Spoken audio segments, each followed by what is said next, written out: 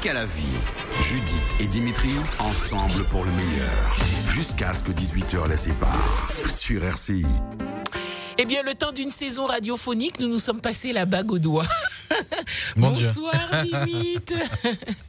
Je suis lié à Judith chaque après-midi. Radiophoniquement parlant, bien pour le évidemment. Ouais. Pour le meilleur, forcément. Jusqu'à 18h, ça arrive. Ça ne peut être que le meilleur et on accueille nos auditeurs avec beaucoup de plaisir.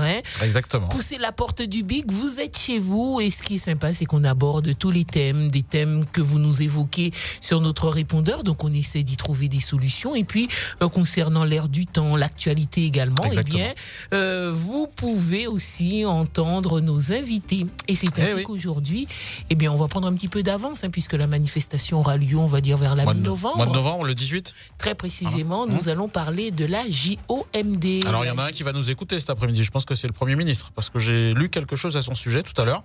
Il y a quelques minutes, il paraît qu'il a confirmé sa présence ou sa participation à la JOMD. Eh bien, je pense que nos invités vont certainement nous confirmer tout ça. Monsieur Édouard Philippe. Eh bien, justement, alors, s'il y va, ça serait une très bonne chose. On a le plaisir de recevoir, eh bien, justement, nos deux invités qui vont nous parler de la journée Outre-mer Développement, à savoir Monsieur Cyril Comte. Ah non, je vais la refaire parce que généralement, on présente les femmes d'abord. Oui, je pensais que vous alliez faire ça, mais bonjour quand même. Bonjour, Monsieur Cyril Comte. Sylvia Eliane, donc, qui est la responsable ressources humaines au groupe Barboto. Bonsoir, Madame Eliane. Bonsoir. Merci d'être avec nous. Cyril Comte, vous êtes le président de la JOMD. Voilà. Bonsoir. Merci d'être avec nous. Donc, on essaiera d'en savoir davantage sur cette journée qui en est à sa 6e édition. Et puis, si des auditeurs souhaitent en savoir davantage, ils peuvent éventuellement nous poser des questions au 96 27 27. Alors, Dimitri, notre micro-boy. Oui, bien sûr. Entre autres. Qui emprunte le micro du Bic à la vie pour aller poser les thématiques à l'homme et à la femme de la rue. Évidemment, alors je leur ai demandé s'ils savaient ce que c'était la JOMD. On en est à la 6e édition, mais peut-être que certains sont passés à travers les mailles du filet et ne savent pas ce que c'est. Eh bien, on a pu prendre un petit peu la température de la rue avec ce micro-trottoir du Bic à la vie. Est-ce que tu as déjà entendu parler de la JOMD ?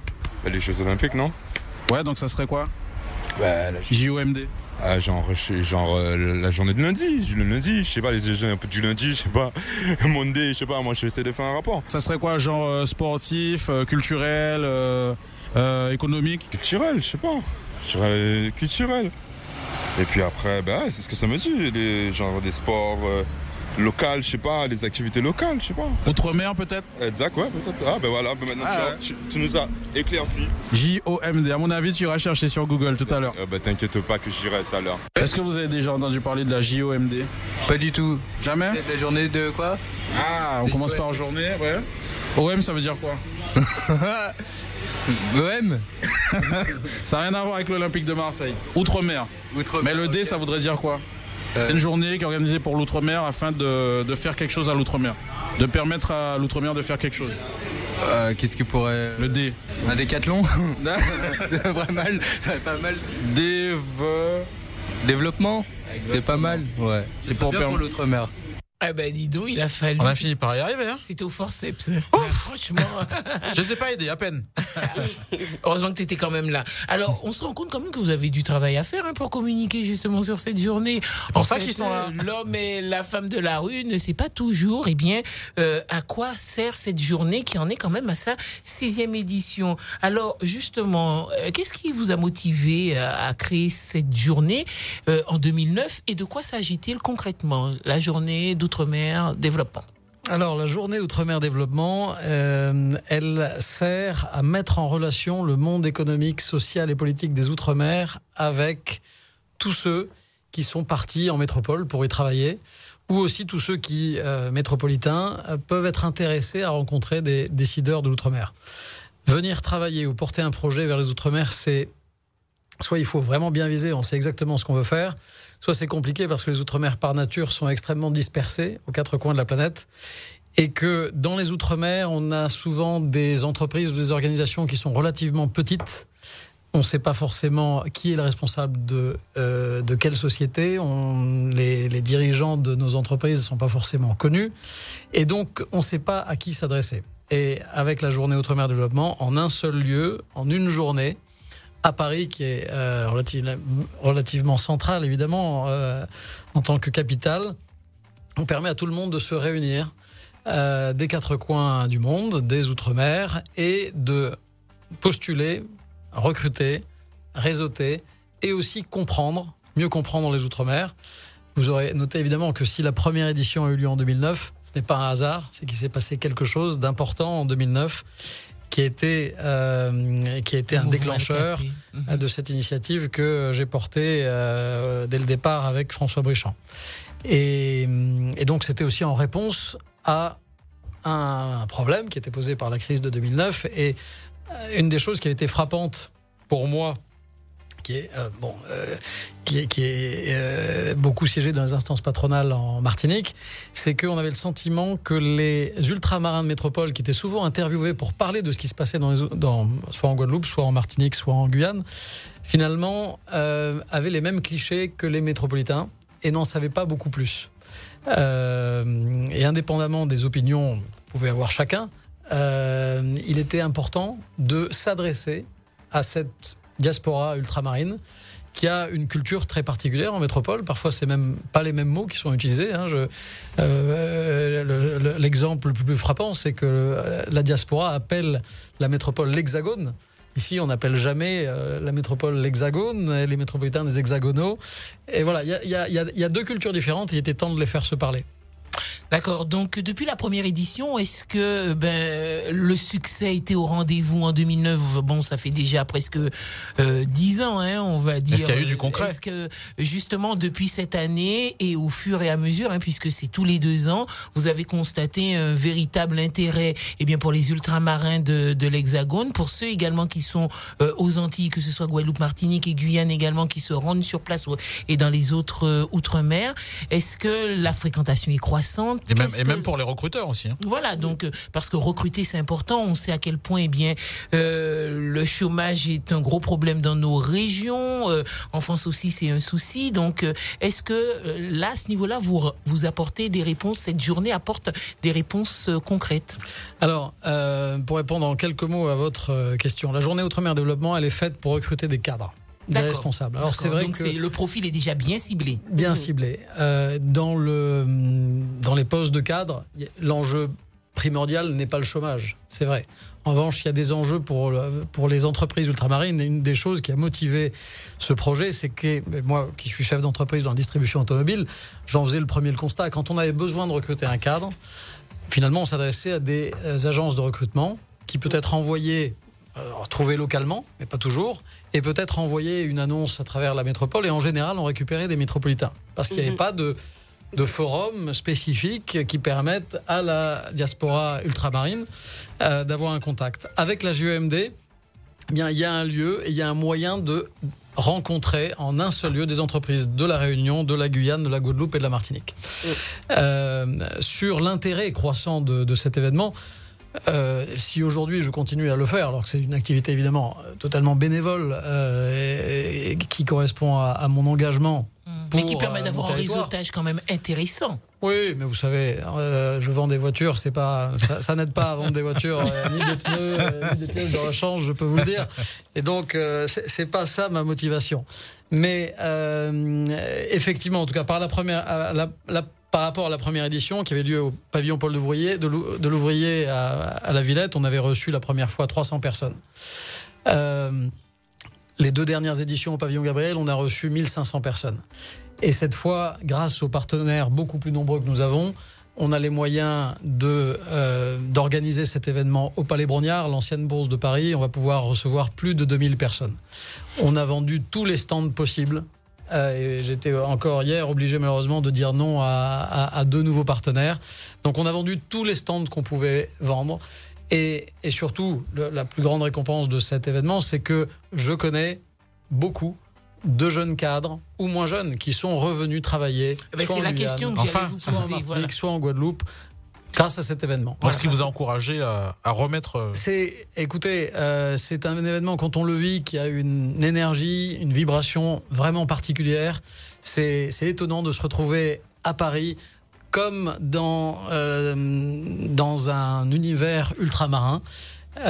Cette année d'ailleurs, on va essayer de recréer une atmosphère très particulière. On va terminer la journée, après cette journée de travaux et de conférences, par un café littéraire autour du regard croisé d'écrivains ultramarins. On va ensuite enchaîner sur un bar à Rome avec une animation musicale par le quatuor de steel pan de Guy Louiset, qui va vraiment mettre là en l'occurrence spécifiquement des Antilles au Palais Brongniart. Alors on rappelle quand même que le rhum, il faut le consommer avec modération. Avec modération, absolument. Et donc voilà, on essaie. C'est une ambiance. Oui, c'est aussi une ambiance. Parce que c'est toute une journée. C'est une journée qui démarre le matin à 8h. Et si on veut vraiment en vivre tout l'intérêt de réseautage, de rencontres, de partage, c'est de 8h jusqu'à 19h30 le soir. Vous nous avez dit tout à l'heure que la plupart, enfin tous les stands ont été vendus, que vous avez même dû refuser du monde. Donc les entreprises qui font le déplacement, les institutions également qui seront présentes vont trouver un véritable intérêt pour cette journée Outre-mer de développement. On va en parler notamment en compagnie de Sylvia Aliane, qui est la responsable des ressources humaines au groupe Barboteau, juste après cette courte pause. À tout à l'heure.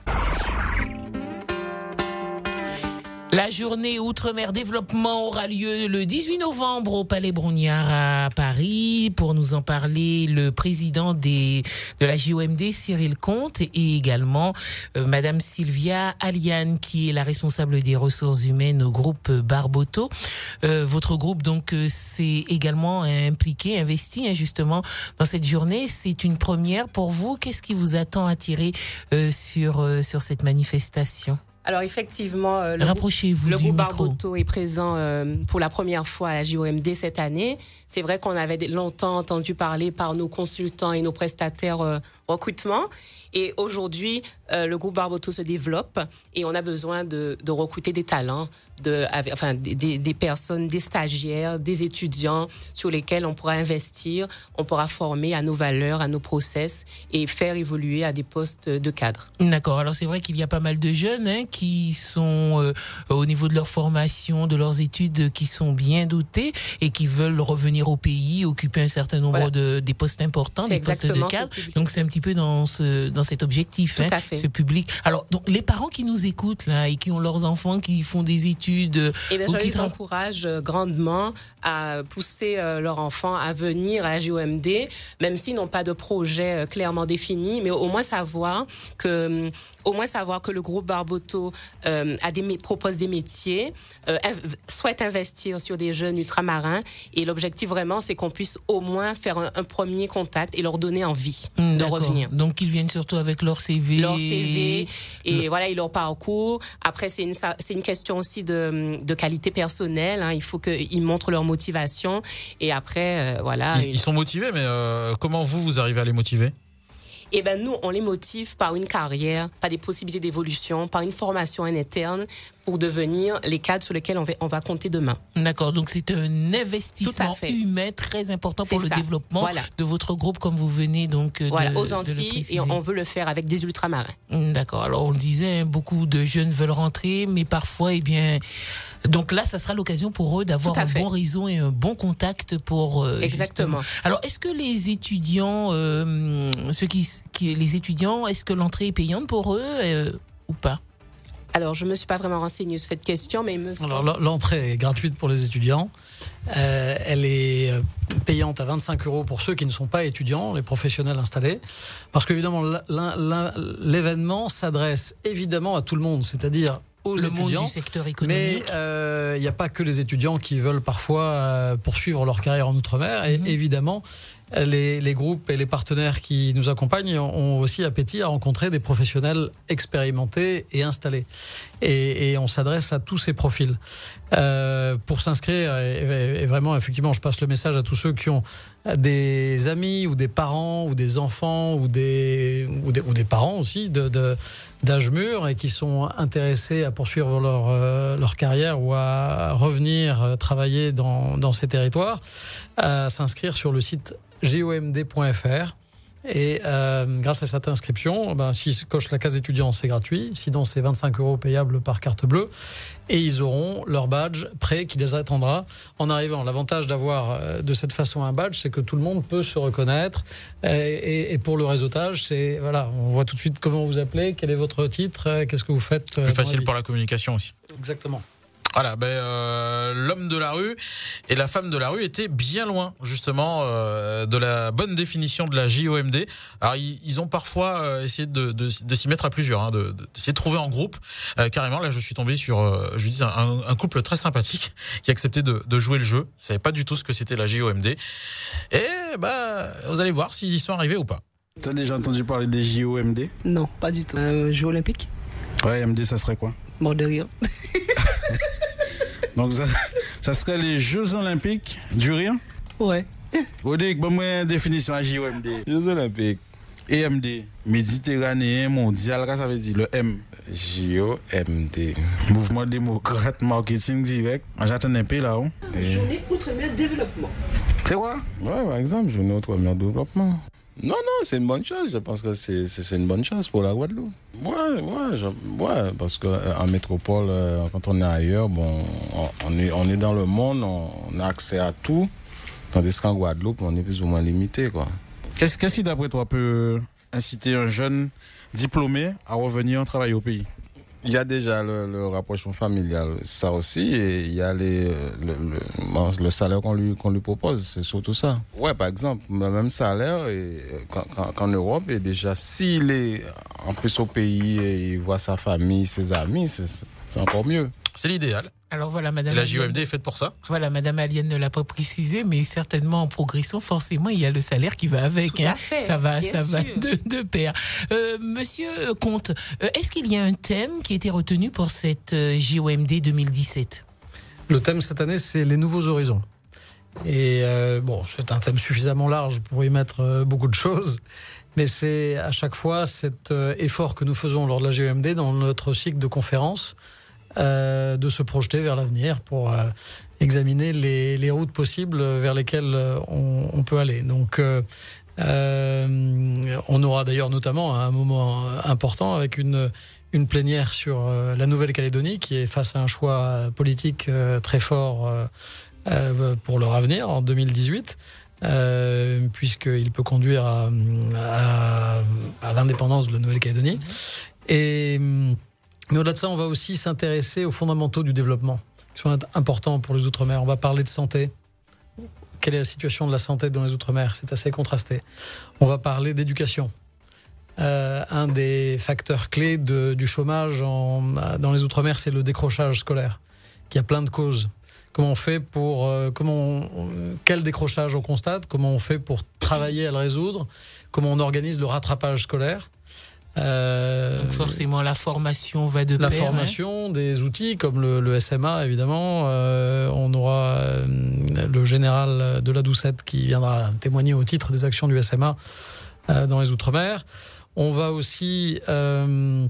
Excusez-moi, je n'ai pas tout en tête, mais on va parler des grands projets. Les grands projets, et on va prendre l'exemple de La Réunion.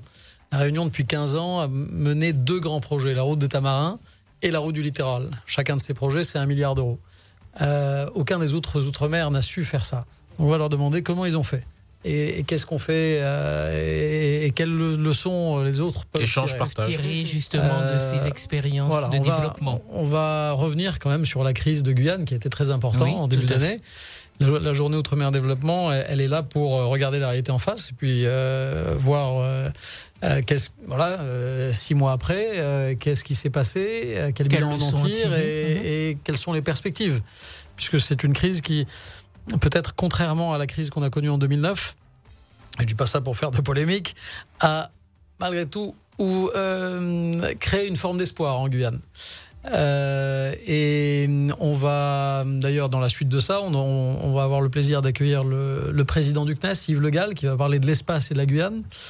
On va aussi parler de développement durable, de transition énergétique, de décarbonation du mix énergétique. Ce sont des enjeux importants pour notre région. On va avoir le plaisir d'accueillir Audrey Pulvar, la présidente de la Fondation pour l'Homme et la Nature, qui va venir lancer le sujet sur le développement durable. On va parler de biodiversité, des océans avec des experts sur le sujet. On va parler de tourisme, qui est aussi lié à ça, et qui est une des modalités de développement de nos outre-mer, avec toutes les contraintes auxquelles ils sont confrontés. Comment faire face aussi aux aléas climatiques? Est-ce que vous allez aborder aussi oui, on va, alors, et surtout se relever aussi? Absolument. Nos malheureux voisins de Saint-Martin en ont largement pâti, et théoriquement, le président Gibbs de la collectivité territoriale de Saint-Martin a annoncé sa présence, et on aura une interview de lui pour faire le bilan de la situation à Saint-Martin et des perspectives de redressement. Et puis, j'en oublie beaucoup, mais on va terminer, comme à chaque journée Outre-mer Développement, par une séquence Parlez sur bien l'histoire. en face du micro, mais... Pardon. Par une séquence sur l'histoire, parce que le développement et le regard sur l'avenir doit toujours se nourrir aussi du regard sur les racines, d'où l'on vient, et le passé. Et on va faire une conférence plénière qui devrait être passionnante sur l'histoire des nouveaux horizons en Outre-mer. Il y a eu des charnières régulières dans l'histoire des Outre-mer, que ce soit en 1635, en 1763, en 1848, et puis ensuite en 1945, des moments clés où les Outre-mer ont eu à inventer de nouveaux horizons. Et là, on va faire l'histoire, on va voir comment à l'époque les réponses ont été apportées.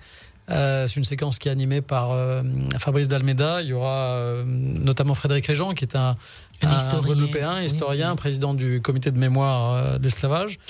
Et justement, Frédéric Régent va remettre avant cette plénière un prix pour récompenser, pour remettre le prix du livre d'histoire des Outre-mer, JOMD, qui est doté de 5 000 €, qui va récompenser un auteur à la suite d'un jury très sérieux. C'est une première, ça, c'est une nouveauté. C'est une première, et ça, c'est une nouveauté, et voilà, ça doit être passionnant.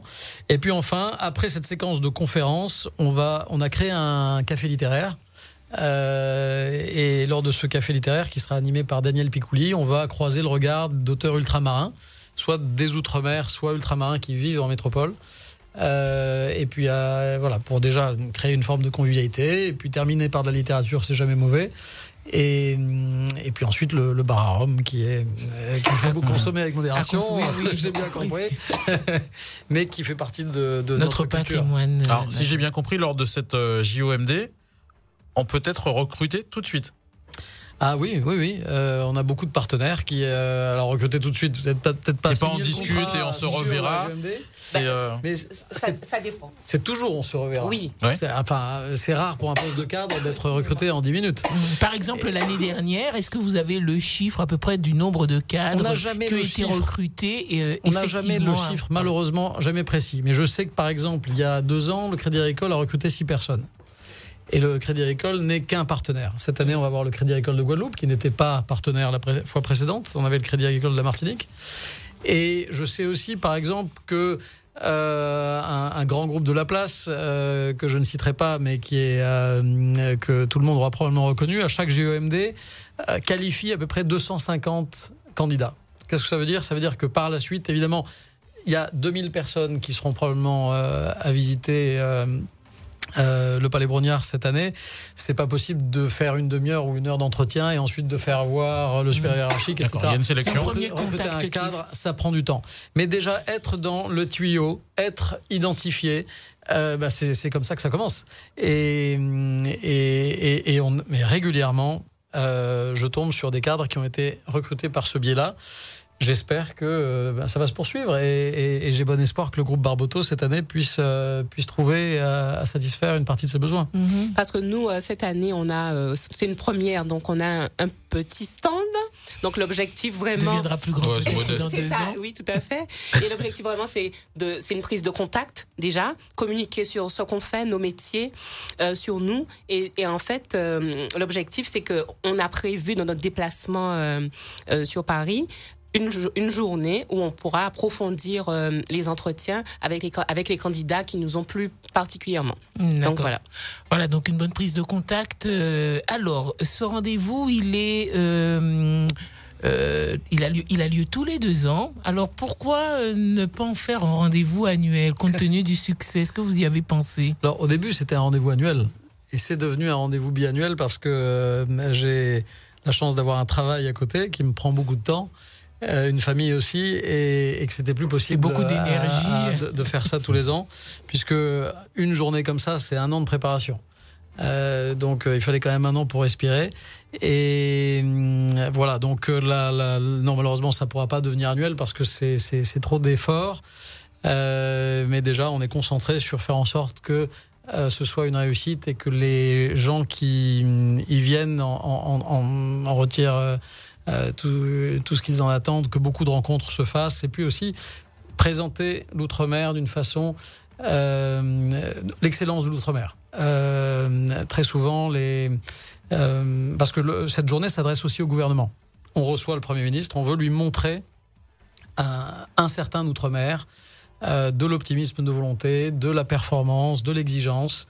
La réalité aussi. On n'invente pas la réalité. La réalité, c'est qu'on a beaucoup d'entreprises qui sont très performantes, que pour réussir en outre-mer, il faut les mêmes facteurs de succès et de compétences qu'ailleurs, et même plus qu'ailleurs, parce qu'on est confronté à des contraintes supplémentaires.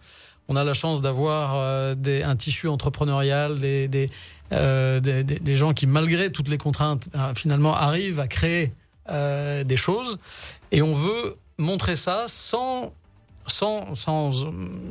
enjôler la réalité, mais pour cesser aussi d'avoir indéfiniment cette image finalement de l'outre-mer au lendemain du cyclone, l'outre-mer au lendemain des inondations, l'outre-mer au lendemain d'un mois de grève, mais aussi donner envie d'outre-mer à des gens qui peuvent avoir envie de travailler, d'investir, et certes on a des besoins, certes on peut avoir des revendications, certes l'outre-mer a des besoins spécifiques d'attention de l'État, et ne doit pas en être oublié, ni s'en faire oublier.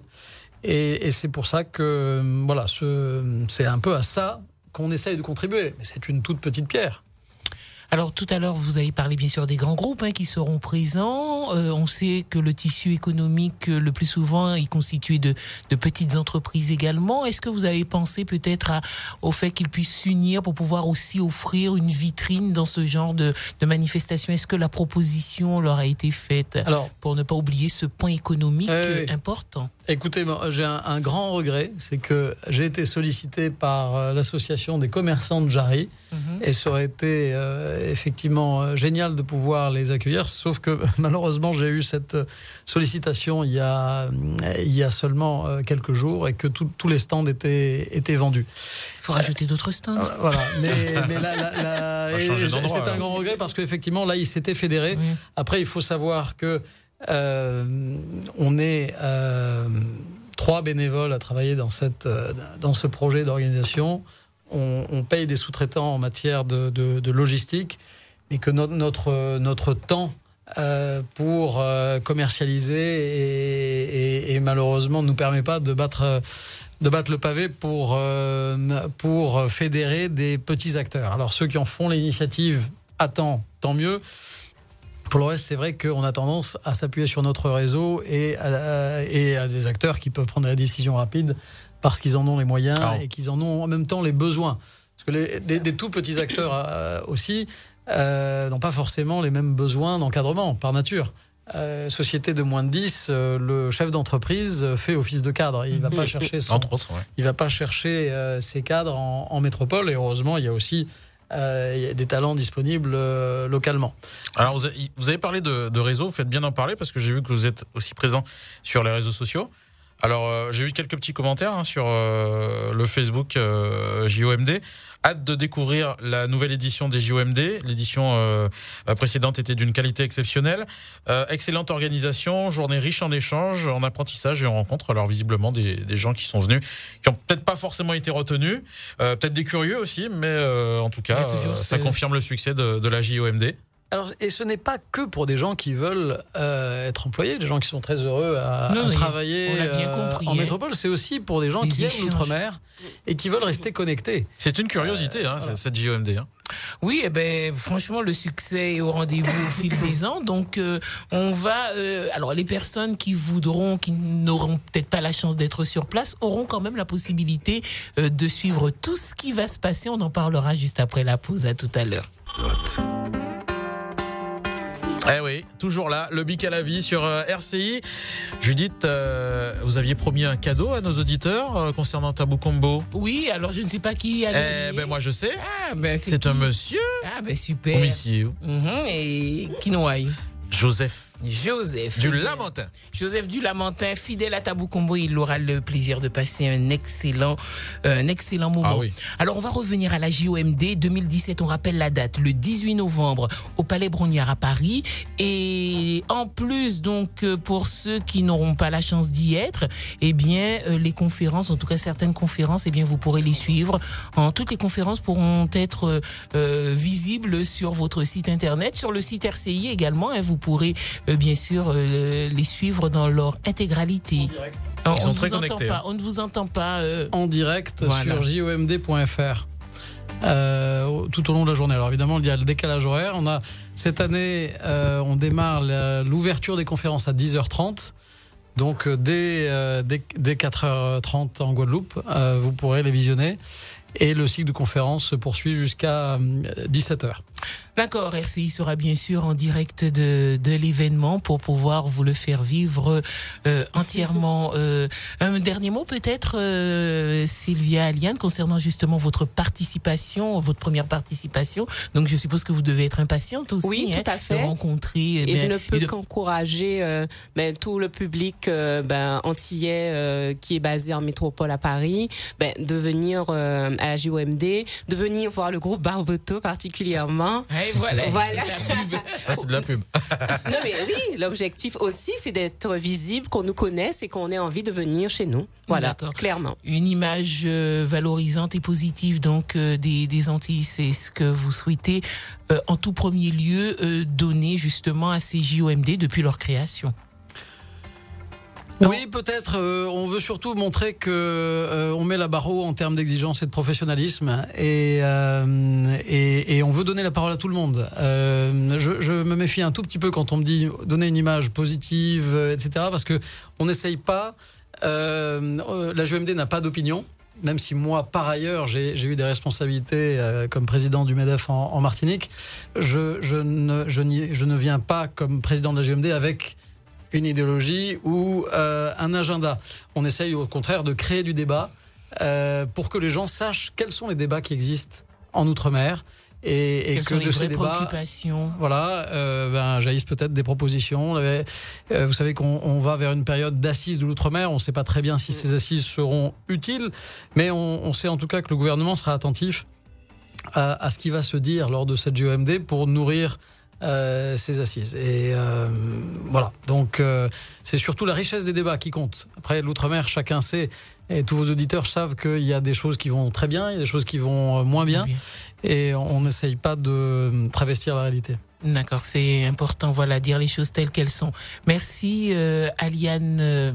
Sylvia Aliane, responsable des ressources humaines du groupe Barboto, ainsi que vous, Cyril Comte, vous êtes le président donc de CJOMD, 6e édition pour l'année 2017. À bientôt. Merci beaucoup. On aura l'occasion de revenir sur cet événement.